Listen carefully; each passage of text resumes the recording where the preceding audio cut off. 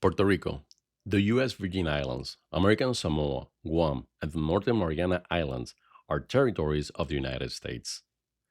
Territory is dominated and administered by the United States. They are not the only territories, they're just the ones that are permanently inhabited. Each has a story before belonging to the United States, and all of them continue their story after belonging to the United States. When the United States was created, empires were still a common form of government around the world. At the end of the day, the United States fought for its independence from the British Empire. Yet, that didn't stop them from dreaming of becoming an empire itself, including a clause regarding territories in its constitution. They decided not to call them colonies, even though they granted themselves absolute power over them. One of those glaring contrasts with the principles that all of us are created equal. This unequal equality forced Congress to write a couple of laws to set the bar. The Supreme Court also had to decide several cases to define this imbalance. That is how it was decided that those of us living in the territories are not full citizens. The inhabitants of American Samoa suffer from this discrimination the most. The easiest way to see is through federal voting. Territories do not vote in federal general elections. If you are born and live in a territory, you are left without a vote for president. If you are born in one of four territories and move to one of the 50 states, you can vote in federal elections, except for the American Samoans. They are considered nationals who cannot vote in federal or state elections nor serve in juries. They can join the military, but they face specific legal barriers, such as restrictions on federal civil service, and they also have to go through security clearances required for certain officer ranks, though militarization and naturalization pathways exist. Conversely, if you were born in one of the states and moved to territory, you lose your vote in a federal election. So, to be crystal clear, in the territories, people do not vote for the president, the vice president, for senators, or for representatives. The territories do have a representative in the House of Representatives. That representative can serve on committees and vote on those committees, and they can also introduce legislation. However, they lack real power because they cannot vote on the House floor. The vote is the real power. In these days of lethal partisanship, every single vote counts more than ever. The promise of a vote enables alliances, amendments, and legislation that will otherwise be impossible. I imagine that the islands could form such an alliance. For example, their shared island characteristics give them a mutual understanding that the movements of goods and services by sea presents very different set of challenges than those faced by the mainland states. Puerto Rico, with a population of over 3 million people, has a population larger than 19 states. The number of representatives and senators behind such an alliance will force their demands to be taken seriously by the other states. However, that power remains far out of reach. The Constitution handed all power over to Congress, and Congress does not share its power. Congress has exercised its power on several occasions. One of those times was granting citizenship to almost all the inhabitants of the territories. The insular cases are a series of Supreme Court decisions from the early 1900s that rule on the scope of those laws and the Constitution.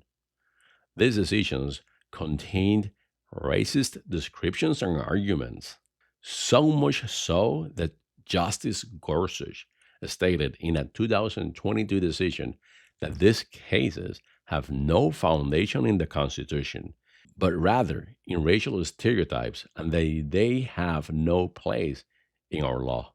About a week ago, driven by the same racist undertones, Morgan Griffith, the representative for Virginia's Ninth Congressional District, introduced legislation to end citizenship in the territories. This was prompted by a recent court decision surrounding citizenship for people born in the United States.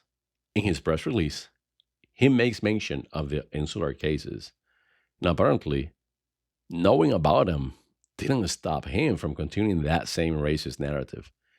He tried to hide it by stating that existing citizens in the territories will pass their citizenship to their children born in the territories.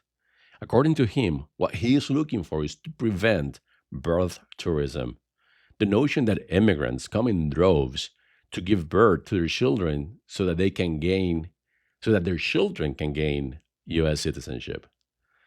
This is nothing more than part of the racist narratives promoted by certain political factions. The representative, it's, apparently seeking to ingratiate himself with the president, but, I digress. This is not what we're talking about. What we're talking about is real power.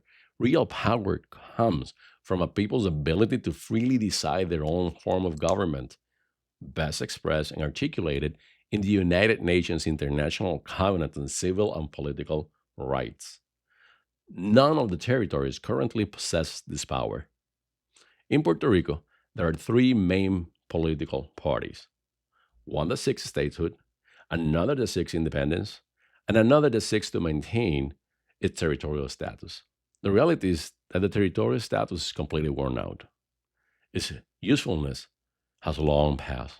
I really thought that that party will disappear a couple of years ago, but it's clung to life as best as it can, and it continues to exist. I am aware of the argument that if people choose an intermediate option, they are exercising their self determination. However, this argument loses validity once you realize that they lack full representation in the political decisions of the union. They do not vote for the president or president. They do not representatives. They do not gain the same representative power in the union. So, if I were president, I will advocate for amending the paragraph in Article 4, Section 3 that addresses the territories. I would change it to state that any inhabited territory automatically becomes a new state of the Union, a change that would provide its inhabitants with the equality that they have been denied for so long. So, now, one could argue that this too represents an imperial imposition upon those territories. Therefore, along with amending the clause, I will conduct a referendum so that the inhabitants can decide whether they want to join the Union as equals or become a sovereign nation. Both paths carry benefits and challenges. Joining offers political power and federal responsibilities. Sovereignty provides the independence to chart their own course, tailored to their unique circumstances, rather than a consensus with the other states. However, if altering the constitutional clauses proves impossible, I will ask Congress for immediate statutory equality. Territories will still get no vote because you need a constitutional change to get a vote. But I will remind Congress that the territorial clause and the interpretation of the insular cases are an affront to human dignity and to the very opening paragraph of the Constitution, which professes to establish justice. I will call for a law stating simply that inhabited territories shall be treated and recognized on equal footing with the state, subject to the same duties, liberties, and powers.